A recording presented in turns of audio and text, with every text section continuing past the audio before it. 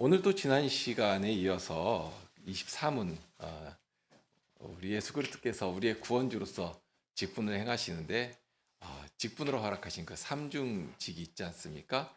그 가운데 선지자의 직분을 어떻게 행하시는가 하는 내용을 생각하려고 합니다. 로마서 12장 1절로 13절 말씀 먼저 낭독하겠는데요. 로마서 12장입니다.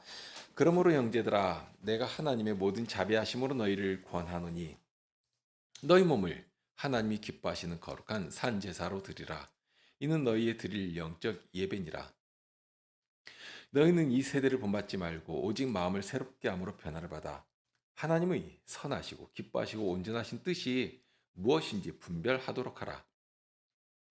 내게 주신 은혜로 말미암아 너희 중 각 사람에게 말하노니 마땅히 생각할 그 이상의 생각을 품지 말고 오직 하나님께서 각 사람에게 나눠 주신 믿음의 분량대로 지혜롭게 생각하라. 우리가 한 몸에 많은 지체를 가졌으나 모든 지체가 같은 직분을 가진 것이 아니니 이와 같이 우리 많은 사람이 그리스도 안에서 한 몸이 되어 서로 지체가 되었느니라. 우리에게 주신 은혜로 받은 은사가 각각 다르니 혹 예언이면 믿음의 분수대로, 혹 섬기는 일이면 섬기는 일로, 혹 가르치는 자면 가르치는 일로, 혹 권유하는 자면 권유하는 일로, 구제하는 자는 성실함으로, 다스리는 자는 부지런함으로, 긍휼을 베푸는 자는 즐거움으로 할 것이니라. 사랑엔 거짓이 없나니 악을 미워하고 선에 속하라. 형제를 사랑하여 서로 우애하고 존경하기를 서로 먼저 하며 부지런하여 게으르지 말고 열심을 품고 주를 섬기라. 소망 중에 즐거워하며 환난 중에 참으며 기도에 항상 힘쓰며 성도들을 쓸 것을 공급하며 손대접하기를 힘쓰라. 우리 23문을 함께 읽고서 시작하실까요? 23문입니다. 그리스도께서 선지자의 직분을 어떻게 행하십니까? 그리스도께서는 선지자로서 우리를 구원하시려는 하나님의 뜻을 그분의 말씀과 성신으로 우리에게 계시하십니다. 예수님께서 이 땅에 오셔서 구약 백성들을 위해서 허락하신 모든 직분을 완성하시는데요. 23호는 그 중에서 선지자 직분을 어떻게 행하시는가 하는 것을 가르칩니다. 이 문답에서 기본적으로 전제하는 사실이 하나 있습니다. 그리스도께서 직분자로서 하시는 일이 무엇인가 하는 것인데요. 다른 말로 하면 직분자가 무엇을 위해서 자신의 직무를 수행하는가 하는 부분일 것입니다.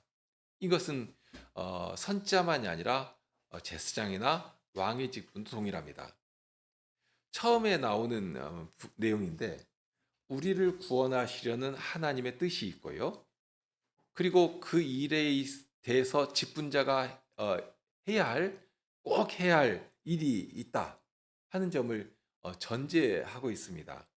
결국 여기 직분자는 그러니까 하나님의 구원하실 뜻이라고 했으니까요. 그러니까 결국 직분자는 자기가 구상하고 자기가 좋아하는 그런 일을 하는 존재가 아니라 하는 것입니다. 그럼 뭘 하는가? 자신을 세워주신 분의 선하고 기뻐하시는 뜻이 있고 그분의 뜻을 이루는 것이 직분자가 해야 할 일이다 하는 그 사실을 자연스럽게 문답에서는 뭐 어떻게 보면 너무 당연한 것처럼 그렇게 배경에 깔아놓고 있습니다. 그리고 하나님의 선하고 기뻐하시는 뜻이라고 하면 오늘 읽은 로마서 12장 1절에서 가르쳐주는 것이 있는데요. 거기 보면 그렇죠. 그러므로 형제들아 내가 하나님의 모든 자비하심으로 너희를 권하노니 너희 몸을 하나님이 기뻐하시는 거룩한 산 제사로 드리라. 이는 너희의 드릴 영적 예배니라. 너희는 이 세대를 본받지 말고 오직 마음을 새롭게 함으로 변화를 받아 하나님의 선하시고 기뻐하시고 온전하신 뜻이 무엇인지 분별하도록 하라 했습니다. 자, 여기 2절에 하나님의 선하시고 기뻐하시고 온전하신 뜻이 있고 그런데 그것이 무엇인지를 분별하도록 요구하고 있습니다. 그러면 분별하는 이유는 뭐냐? 그 다음에 어떤 결론에 도달하기 위해서인데요. 그러니까 판단하거나 결정한다거나 하는 것은 그 자체가 어떤 그 결론이 아니지 않습니까? 그러니까 그렇게 해서 무엇인가 무슨 행위를 할 수도 있고요. 또는 마음을 다짐할 수도 있고요. 또는 말을 할 수도 있고요. 뭔가 이렇게 어떤 결과가 이렇게 도출되지 않습니까? 그런데 그 목적지가 뭐냐? 그 앞에 1절에 나옵니다. 1절에 뭐라고 하는가? 우리의 몸을 하나님께서 기뻐하시는 거룩한 산 제사로 드리기 위해서. 그리고 산 제사로 드리는 것이 곧 여기서 영적 예배라 하고 가르쳐 줍니다. 정리하면 우리가 늘 예배를 드리는 데까지, 그러니까 예배라고 해서 어떤 종교적 형식을 갖추는 것이 예배가 아니고요. 하나님께서 친히 우리를 섬기심으로 우리가 하나님을 섬기는 자리에 설 수 있지 않습니까? 그러니까 예배라고 할 때는 그렇게 하나님께서 우리를 먼저 섬겨주시고 그러므로 말미암아 우리가 하나님을 섬기며 예배한 자리로 나가는 것인데요. 그런 예배를 드린 데까지 가야 하고, 그러니 그것은 그냥 말로만 예배하고 우리 생활 중에 한 부분만, 예를 들면 이렇게 오늘처럼 주일날 한 서너 시간 빼서 예배하고 그렇게 종교 행위 한 번 한 것으로 이제 난 할 것 다 했다, 예배 드렸다 하고 하는 것이 아니라 모든 우리의 삶을 통해서, 그러면서 여기 너희 몸이라고 있지 않습니까? 몸이라고 하면 우선 우리는 이 몸을 떠나서는 아무것도 생각할 수가 없으니까요. 이 땅에 있을 때는 이 몸을, 하나님께서 허락하신 이 몸을 가지고 살아가야 하는 것이니까요. 그렇게 영혼과 육신이 한 몸이 되어서 이제 살아가는데, 그런데 이 사도가 이 복음을 전할 당시만 해도 이상한 관념이 아주 강하게 사람들의 머릿속에 있었습니다. 뭔가 하면 물질이 이 죄의 온상이다 하는 그런 생각입니다.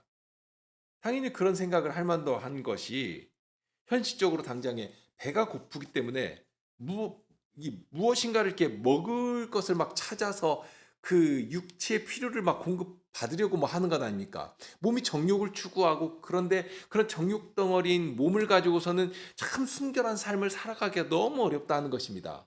그러니 이 몸의 욕구, 이 몸의 소욕만 없으면 얼마나 정말 단정하고 고결하고 고상하고 한 그런 삶을 살아갈 수 있겠는가? 이제 그런 고민을 하는 것입니다. 차라리 오늘날보다 낫지 않습니까? 오늘날은 그냥 사라지는 대로 육체의 정욕을 또 조차 사는 것을 너무나도 당연하게 사람의 본성에 속한 것이다 하고 그냥 당연하게 여기는 것과 비교해 보면 오히려 훨씬 더 고상하고 훨씬 더 이상적인 그런 일들을 생각하며 살아가는 것입니다. 다만 그런데 그런 생각이 바른 것인가? 사도는 그런 현실을 알기 때문에 해결책을 알려주고 있습니다. 무엇인가 하면 갈라디아서 5장 16절의 말씀인데요. 성신을 쫓아 행하라. 그러면 육체의 욕심을 이루지 않을 것이다 하고 하는, 이것이 해결책입니다. 다만 여기서도 사도가 이렇게 제시하는 해결책은, 이 사도가 그 당시 관념들, 그 파다하게 퍼져 있는 그런 관념을 인정하는 것이 아니라, 사도는 여기서 분명 물질이 악하다 또는 모든 죄의 뿌리에 육신이 있다 이렇게 하질 않는 것입니다. 물질이 악한가? 아니라 하는 것이 사도의 가르침입니다. 오히려 하나님께서 주신 모든 것이 선한 것이다 하고 알려주신 것이고요. 그러니 하나님께서 주신 모든 것을 들여서 하나님께서 기뻐하시는 자리에 사용해야 하는 것이다 하고 가르칩니다. 그러니까 문제는 하나님께서 주신 모든 것이 선하다고 했는데요. 그런 선하고 좋은 것들을 어디에 어떻게 사용해야 하는가 하는 데 있습니다. 거짓되고 악한 자리에 사용하는 사람이 문제인 것이지, 그렇게 쓰여지는 그것이 악한 것인가? 뭐 자주 듣는 얘기지만 예리한 칼이 요리사의 손에 들리면 아주 맛나고 먹음직한 요리가 나오는 것이고요. 강도의 손에 들려 있으면 어떻게 됩니까? 사람을 죽이는 도구가 되는 것입니다. 그것은 돈도 마찬가지고요. 권력도 마찬가지고요. 지식도 마찬가지입니다. 칼만 들고서 사람 안 죽이면 안 죽이는 것인가? 오히려 권력을 가지고 무고한 사람을 죽인 일들, 그런 역사들이 얼마나 많습니까? 그러니까 물질만이 아니라 그런 비물질적인 것까지라도 어떻게 어느 자리에 쓰여져야 하는가? 거기에 따라서 그런 악한 결과, 악한 자리에서 사용된다 하는 것을 우리가 주의해서 생각할 수 있지 않습니까? 문제는 단순히 우리가 우리 육신이나 물질이나 이런 것들을 좋은 일에, 그러니까 사람들이 권장하는 그런 자리에 쓰면 좋은 것인가? 로마서 12장을 읽었는데요. 그러면 하나님께서 기뻐하시고 온전하신 뜻이 무엇인지를 분별하도록 하라고 하셨으니까, 분별하면 그 다음에는 어떻게 해야 하는가 하는 점인데요. 이제 우리의 이 몸까지라도 하나님께서 기뻐하시는 거룩한 산 제사로 드려라. 그렇게 이 몸이, 그러니까 우선 우리의 육체라고 하는 거예요. 이 몸이 더러운 것이 아니라, 이 몸이 악한 것이 아니라 오히려 하나님께서 받기를 기다리고 계신다. 정말 기쁘게 받으신 예물이다. 그러니 나의 이 몸까지라도 전체로 들여서 하나님께 예배를 해라. 하나님께서 아주 기쁘게 받으시고 기다리신다 하고 알려주신 것이고요. 그러니까 문제는 그 앞에 분별하라고 하시지 않습니까? 분별. 그러니까 하나님께서 받기를 원하시는 예배의 중심에는, 그러니까 우리의 이 몸까지라도 전체로 아버지 하나님 앞에 드리는 그렇게 거룩한 산제사로 드리는 것이 있고요. 그러니까 몸을 드리니까 우선 거기에 전체로 드려야 하지 않겠습니까?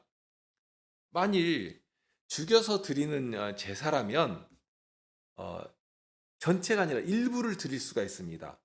뭐 팔, 다리 이렇게 잘라가지고 일부만 드릴 수 있겠죠. 그런데 하나님께 드리는 제사는 그런 일부만 드린다는 그런 개념을 가질 수 없도록 가르칩니다. 과거 구약 제사는 그런 식으로 했거든요. 제사를 드린다고 하면 가장 먼저 떠오르는 것이 피의 제사 아닙니까? 피를 뿌려서 정결하게 하고 하나님께 그 다음에 짐승의 모든 것들, 더러운 것은 다 내버리고 내장의 기름까지라도 온전히 하나님께 다 드리는 그런 방식으로 제사를 드렸습니다. 그러면 오늘날 하나님께서 기다리는 제사가 그런 식의 제사인가? 우리 몸이라도 어떻게 좀 이렇게 잘라서 드려야 하는 그런 거 기다리시는 것인가? 이 사도가 알려주지 않습니까? 죽은 제사가 아니라 산 제사입니다. 그러니까 살아 움직이는 제사인 것이지, 예전 짐승 죽여가지고 피 뿌리고 뭐 이렇게 구별해가지고 드리는 그런 방식의 제사가 아닙니다. 그러면 어떻게 산 제사를 드릴 수 있는가? 이 비밀을 우리는 알고 있는데요. 우리 앞서가신 예수 그리스도께서 본을 보이셨지 않습니까? 예수 그리스도께서 이미 우리 앞서서 당신을 온전히 드리신 그 피의 제사가 있기 때문에 우리는 예수님 안에 참여만 하면, 예수님 안에 있기만 하면 예수님으로 말미암아서 산 제사를 드릴 수가 있게 되는 것입니다. 예수님께서 이미 피를 다 뿌리셨기 때문에 더 이상 피를 뿌릴 필요도 없고 뿌려서도 안 되는 것이고, 그리고 그렇게 예수님께서 피를 뿌리며 죽으셨지만 죽으신 것으로 끝이 아니라 무덤 문을 여시고 다시 살아나셨지 않습니까? 부활하셨지 않습니까?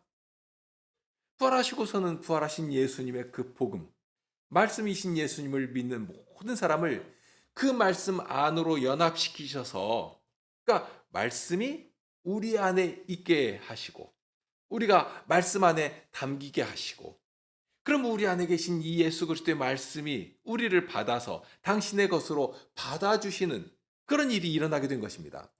정말 내 안에 살아 움직이는 소망이, 하나님께서 기뻐하시는 그 일들이, 선자를 통해서 약속하신 그 말씀이 우리 마음 가운데 주님의 말씀이 새겨지고, 그 말씀이 내가 기뻐하고 원하는, 자원하는 심정으로 주님께 나를 드리기를 원하는 그런 심정들이 움직이도록 해주셨지 않습니까? 그러니까 부활하신 생명의 예수님께서 그렇게 말씀으로 우리를 찾아오시고 우리는 그 말씀을 믿음으로 받아서 주님의 이름을 부르게 되고, 그러면 예수님께서는 우리를 아무도 차별 없이 당신의 말씀 안에서 예수님의 몸이 되게 하시고, 그러면 부활하신 바로 그 생명에 우리를 연합시켜 주셔서 하나 되게 해 주시니까, 그러니 이제 우리는 더 이상 피의 제사를 드릴 필요가 없게 되는 것입니다. 자, 이 십자가 사건에서부터 우리의 몸을 산 제사로 드릴 수 있는 자격이나 가능성이나 능력이 시작되게 됩니다. 이제는 죽은 제사를 드릴 필요가 없습니다. 드리면 안 되죠. 아주 큰일 납니다. 만일 여전히 오늘도 무슨 죽은 것, 어, 피라도 흘려서 하나님을 기쁘시게 해드려야 되겠다. 그렇게 하는 사람들이 있지 않습니까? 자기 몸을 막 채찍으로 치기도 하고요. 그렇게 한다면 그것은 오히려 예수님에 대한 도전입니다. 반역입니다. 하나님께서 다 완성해 놓으셨는데 그 완성해 놓으신 것을 무시하고 하나님이 만드셨을지라도 저거 부족하네? 하고서는 그것 내가 완성해야지 하고 완성하겠다고 하면 어떻게 됩니까? 예를 들면 레오나르도 다빈치가 그린 모나리자 그림이 있지 않습니까? 그 그림을 보고서는 저거 이상한데 내가 완성해야겠다 하고서는 눈썹이라도 멋지게 물감칠을 촥 해놓으면 그러면 그림을 완성하는 것이 아니라 망치는 일을 하는 것입니다. 사람의 작품도 그만한 수준이 있는 것입니다. 하물며 예수님께서 이루신 구속의 일을 내가 무엇이라도 인생이 무엇이라도 덧보태가지고 완성하겠다고 한다면 얼마나 어리석은 일이 되겠습니까? 단순히 어리석은 일이 되는 것이 아니라 예수님께서 이루신 그 완벽하고 완전한 단번의 제사를 멸시하고 망가뜨리는 죄악이 되는 것입니다. 우리가 우리의 몸을 더 이상 희생해서 무엇을 할 필요가 없게 되었습니다. 예수님께서 이루신 구속의 일이 너무 완전하고 그러니까 이제는 우리는 다 그 터 위에 서가지고 하나님께서 기뻐 받으실 만한 그런 제사, 우리의 삶을 전체로 드려서 나 이 몸까지라도 하나님께 정말 아낌없이 드려서 그렇게 산제사로 드리는 것을 하나님께서 요구하신다는 것입니다. 자, 이것을 달리 말하면 이제 우리는 모두가 예수님의 몸이 되었기 때문에 그리고 예수님의 말씀을 우리 가운데 심어주시되 성식께서 우리 가운데 계시면서 그 말씀을 깨닫게 하시고 예수 그리스도의 사람으로 살아가도록 하시지 않습니까? 그러니 이제 예수님의 것이 되었으니까 이 예수님의 몸답게 살아가야 한다 하는 뜻이 듭니다. 조금 약간 그 끔찍한 예가 될 수도 있지만 손가락이 만약에 어떤 사고로 이렇게 절단됐다고 한번 생각해 보십시오.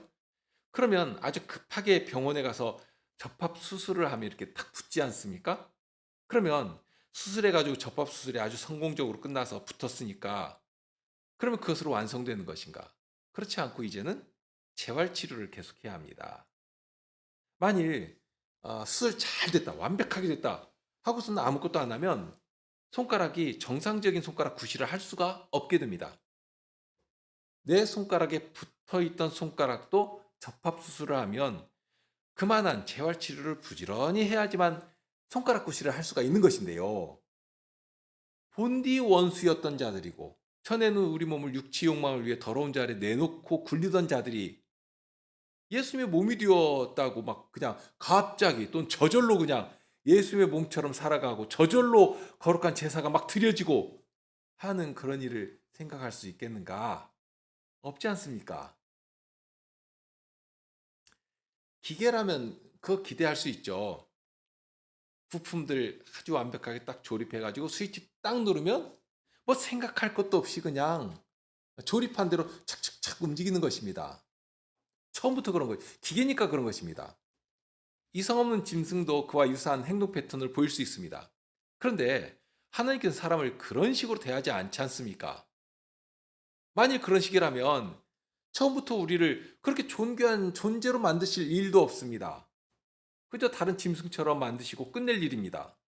그러나 사람을 만드실 때는 하나님의 형상으로 만들어 놓으시고 당신의 호흡하심으로 우리가 살아있는 생명이 되도록 하시고 그 뒤에도 항상 가까이 찾아오시면서 말씀을 들고 찾아오시면서 그렇게 생명이 된 존재일지라도 하나님의 말씀을 가지고 살아가면서 그 말씀으로 온 땅을 통치해가는 정말 왕 같은 존재로 온 땅을 하나님의 나라로 만들어 가도록 하는 그런 귀한 사명을 이 사람이 수행하도록 해 놓으신 하나님의 말씀을 들고 찾아오셔서 그 말씀으로 살아 움직이는 그렇게 할 때 그 사명을 이룰 수 있으니까요.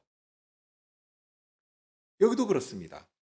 하나님께서 우리를 구원하신다고 할 때는 그냥 그저 지옥 불구덩이에서 건져내고 그러니까 됐다 이게 아니라 이제는 하나님이 구원하신 그 기뻐하시고 온전하신 뜻이 무엇인지를 이렇게 분별하면서 우리의 지각까지라도, 우리의 이성까지라도, 우리의 이 심정까지라도, 우리의 몸까지라도 전체로 하나님께 이렇게 산제사로 예수님의 몸답게, 예수님께 연합된 자들이 되었으니까 이제 예수님 몸답게 살아가는 일을 이렇게 기대하고 바라고 계신다 하는 것입니다. 여기 단순히 우리를 구원하시려는 것이 하나님의 뜻이다. 하나님의 뜻은 그저 그냥 우리를 지옥 불구덩이에서 건져내고 그냥 낙원복투에 죽음도 고통도 배고픔도 슬픔도 없는 그런 천당에 들여놓고서 놓으시는 것, 그것이 하나님의 구원의 완성이다 하고 생각한다면, 진짜로 그렇다면 예수님의 선지자의 직분은 더 이상 필요 없는 일이 됩니다. 사실 그런 정도면 그리스도께서 선지자로서 직무를 수행하시는 일은 필요가 없습니다. 지옥에서 건져내시다 하는 순간 예수님은 더 이상 선지자로 활동하실 필요가 없거든요.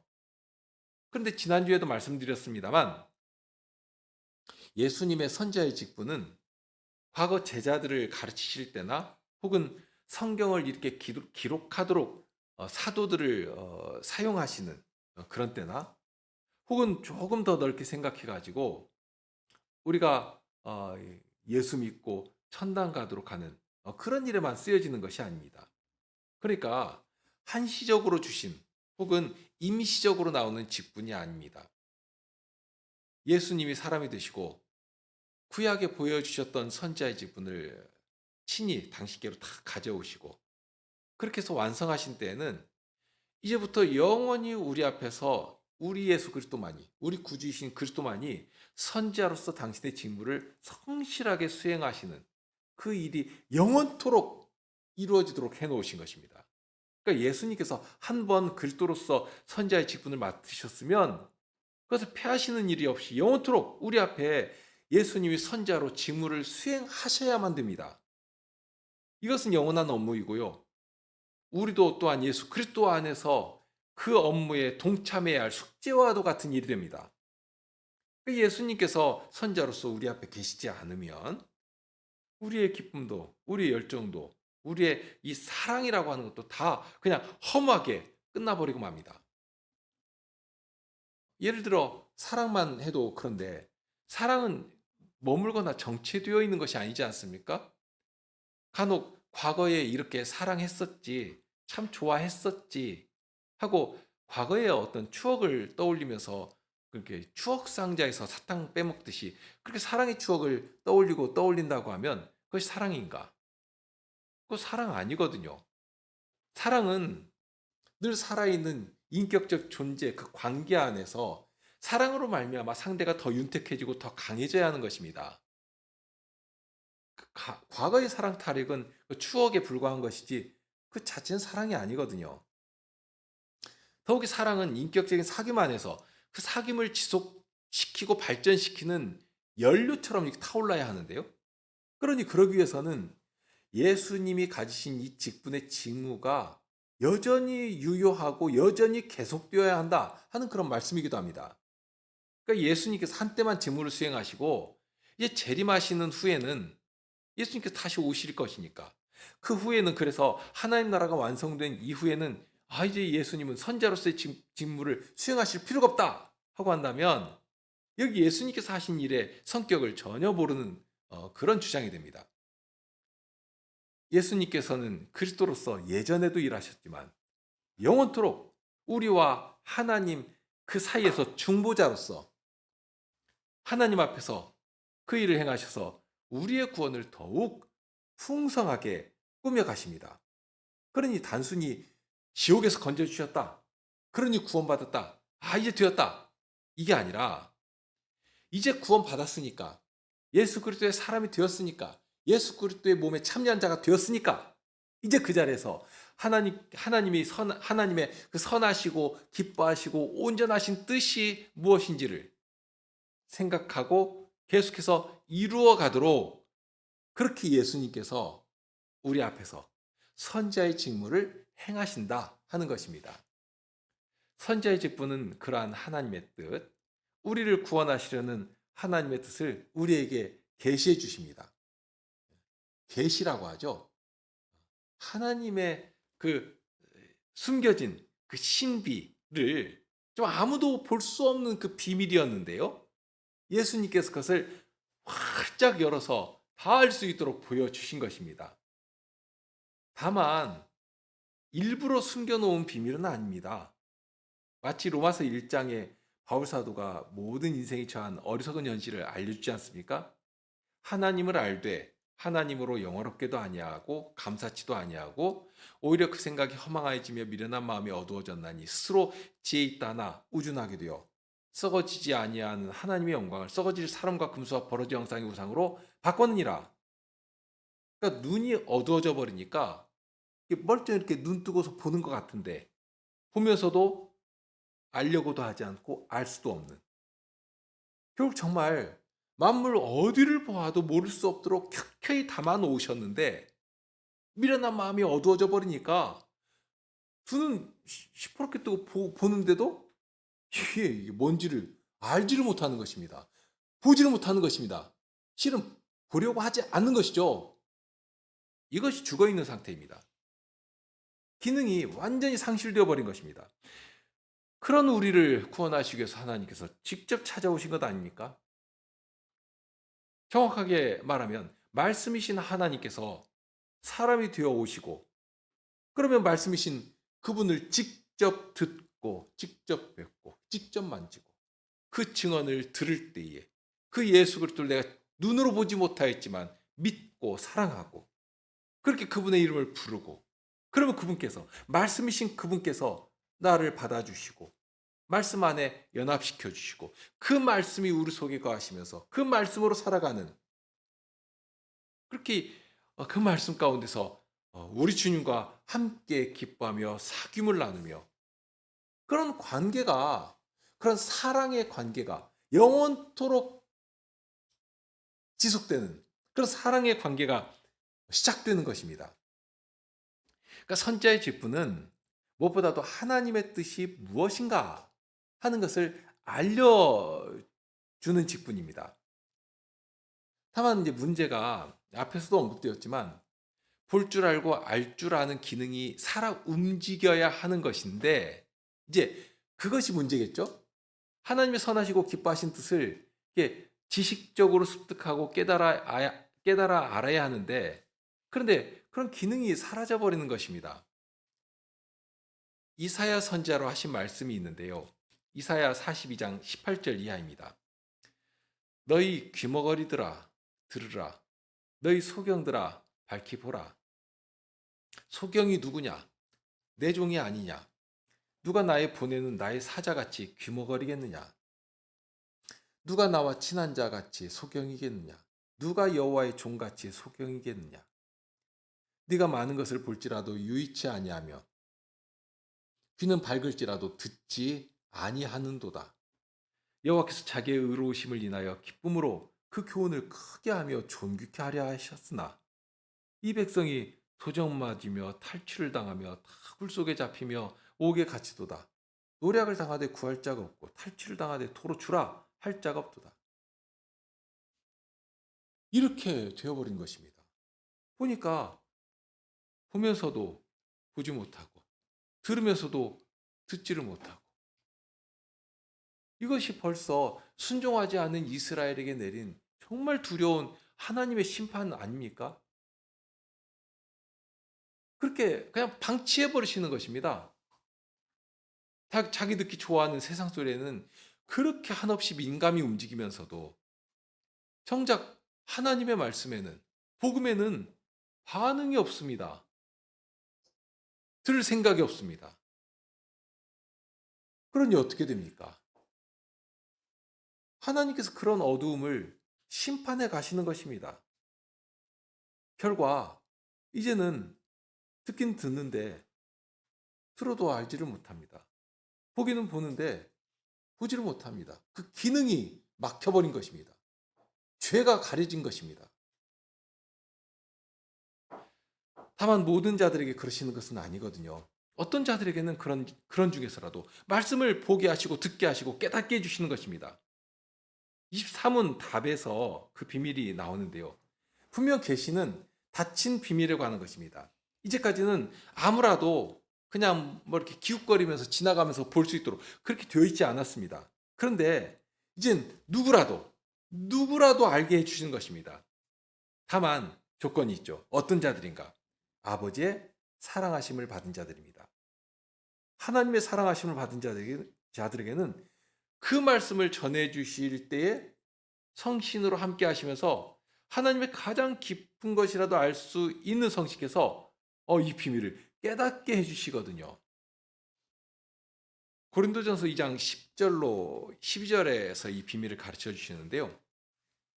오직 하나님이 성신으로 이것을 우리에게 보이셨으니 성신은 모든 것, 곧 하나님의 깊은 것이라도 통달하시느니라.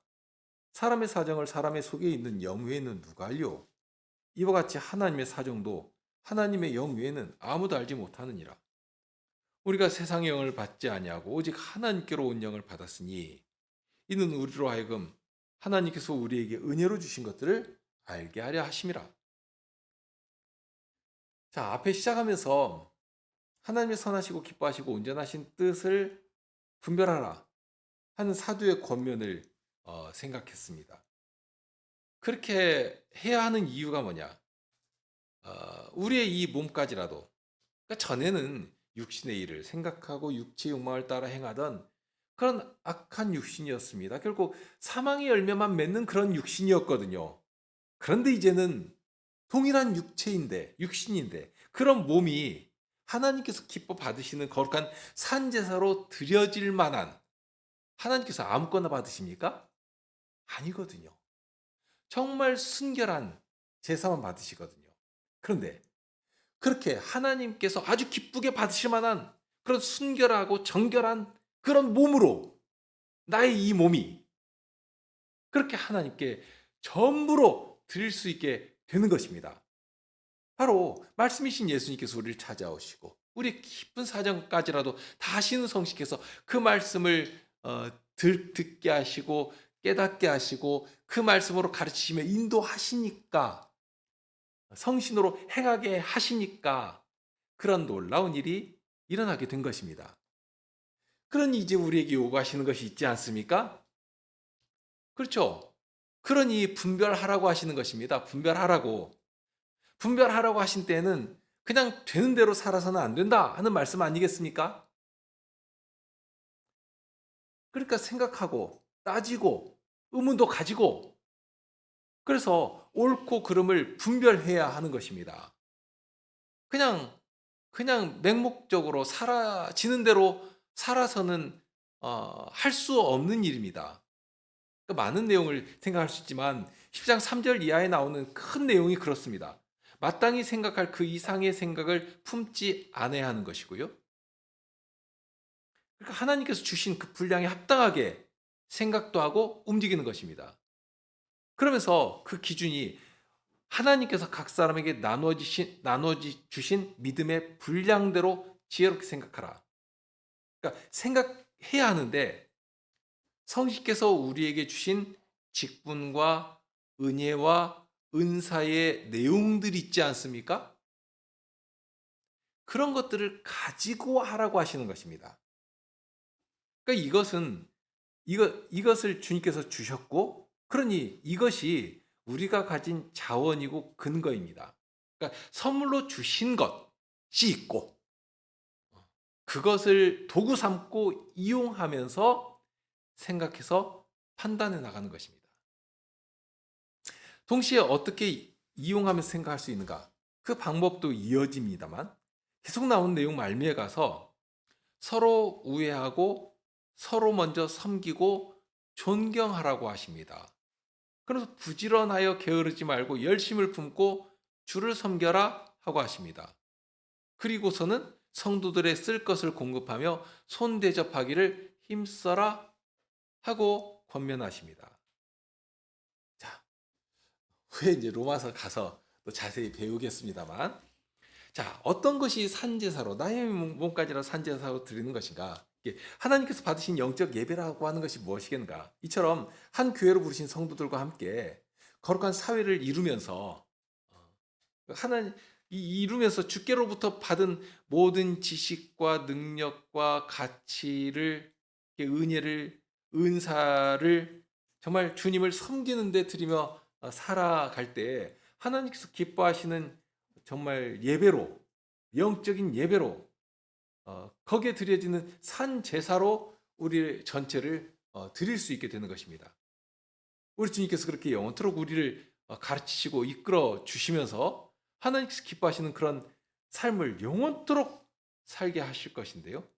그렇게 예수님께서 우리에게 하나님의 뜻을 알려주시고 이끌어 주실 것입니다. 그러니 그런 주님을 의지하고 주님께서 깨닫게 해주신 만큼 크고 기이한 것들을 좇는 것이 아니라 주님께서 오늘 나에게 깨닫게 해주시는 만큼 그렇게 한 걸음씩 순종해 가야 할 것입니다. 우리 시편 찬송 하실까요?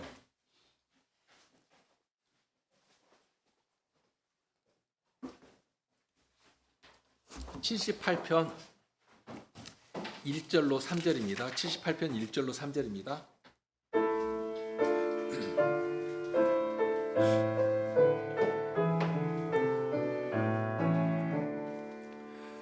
나의 백성아 나의 교훈 듣고 내 입의 말에 귀를 기울여라.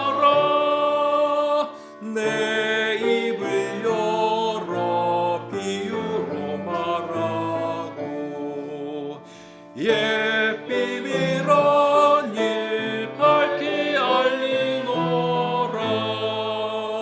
조상들께서 전해준 비밀 깨닫고 다시 전해주노라.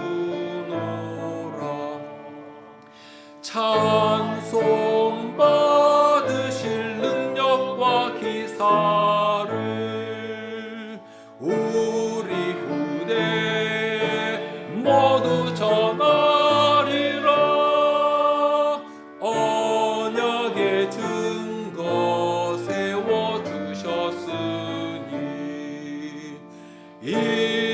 이스라엘의 율법 내리셨네. 후손들에게 가르치라고 조상들에게 명령하셨네. 우리 후손은 이를 깨닫고서 다음 세대에 이어 전하리라.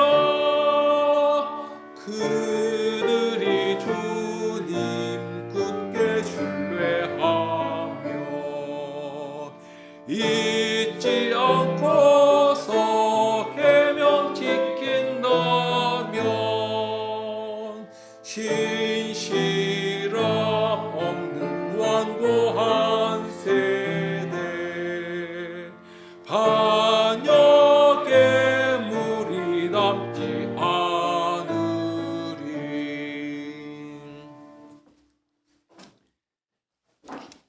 기도하시겠습니다. 주님의 그 말로 다 할 수 없는, 도대체 어떻게 저희가 그 깊이와 넓이와 풍성함을 깨달을 수 있는 것인지,